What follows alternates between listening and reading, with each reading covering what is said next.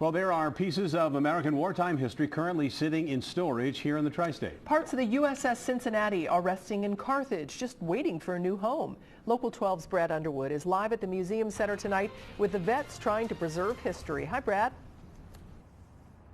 Well, hi, Cammie. Here at the Museum Center, there are several pieces of USS Cincinnati history memorabilia. They've got the commissioning plaque. They've got that large USS Cincinnati sign, among other treasures. But the biggest piece, the sub itself, it doesn't have a home, but right now the Museum Center is one of the places being looked at as a potential future home for the submarine.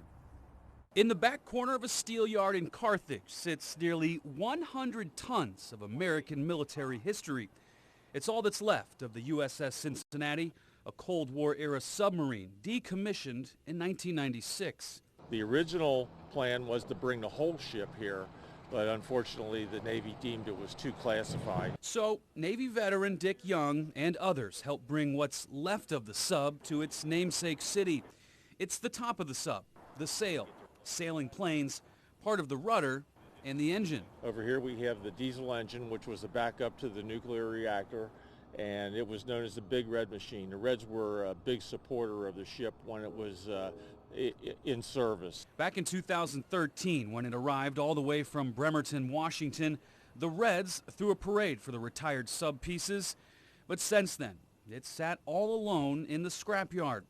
Now, the mission for Young and his fellow veterans is to find a place where everyone can appreciate these pieces of history. We'd like to have it somewhere downtown where it's high profile. If it's at Riverfront Park, that would be great. It's even better if we would have it at the Museum Center because of all the children that come there every day. It would be a learning experience. The Museum Center has also been tossed around as a possible location, but no decisions have been made. We have the former crew members all around the country from USS Cincinnati that are just waiting for us to get this put up as a display because they want to come back for a dedication and have a reunion at the same time. The display would either be just the sail, or there are ideas of making a mock hull to go underneath it to show just how big the 360-foot sub was when it cruised the Atlantic Ocean and the Mediterranean Sea.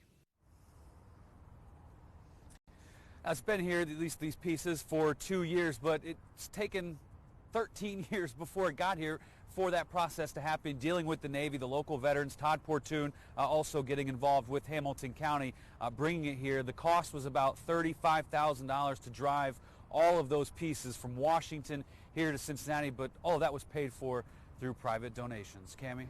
Is there enough room at the Museum Center for it, Brad? That's going to be the biggest challenge, finding a place, if this is going to be the place for it, finding somewhere to put all that.